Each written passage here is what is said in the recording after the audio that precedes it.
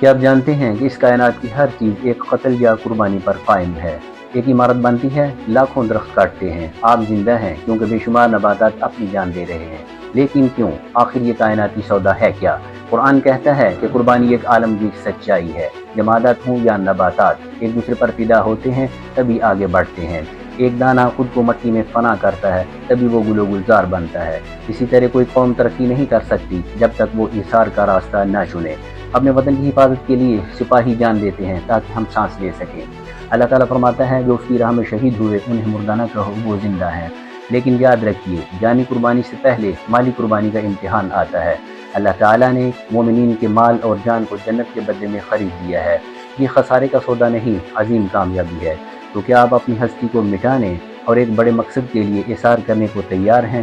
یاد رکھو، مرتبہ چاہو تو دانے کی طرح مٹی میں ملنا سیکھو۔ اگر یہ گفتگو پسند آئی ہے تو ویڈیو کو لائک اور شیئر کریں تاکہ ہم اثار کا یہ پیغام مل کر عام کر سکیں۔